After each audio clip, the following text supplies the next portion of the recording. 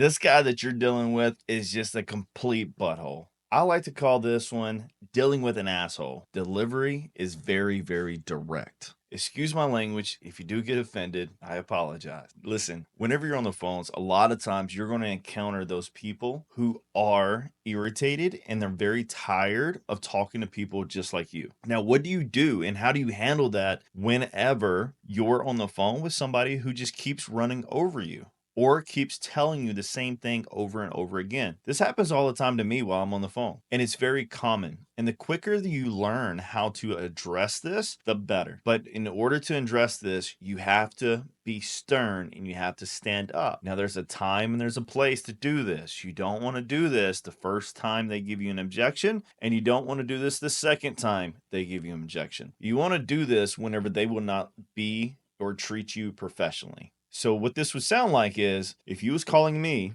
and I was just constantly like, yeah, just hurry up, make me an offer. Like, just tell me what you want, I'll pay. Like, listen, I don't have time for all this. Just tell me what you want. And you keep trying to explain to them how or what you need in order to do what he's asking. Okay, so let me say that again. They will not let you get anything out, right? You cannot communicate with them because they have one thought in mind. And they keep saying that same thought over and over and over again. And they will not let you get your information out. So what you do is you treat them as though they're treating you.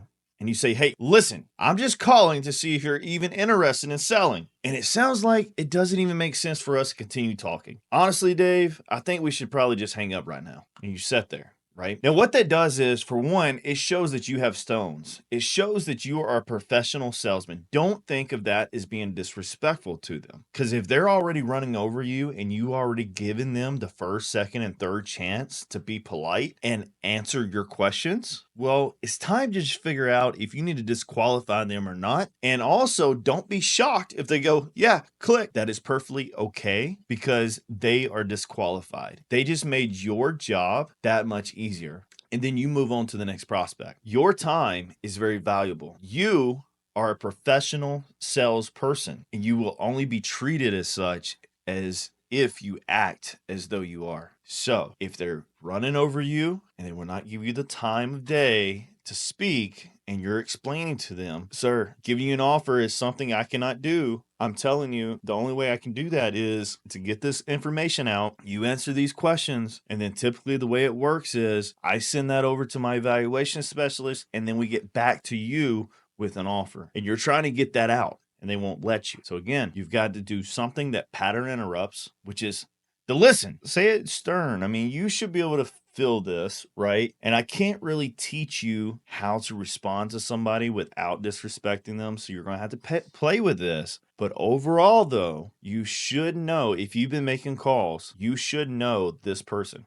And the best thing you can do is disqualify them quickly. Do not try to appease them, which is, I think, what a majority of people do. We try to make them okay, and you try to win them over, when in reality, they're not looking to be won over because everybody they talk to treats them the same way. So the best thing you can do is treat them differently, which is a pattern interrupt. And that's, hey, listen, I'm just calling to see if you're even interested in selling.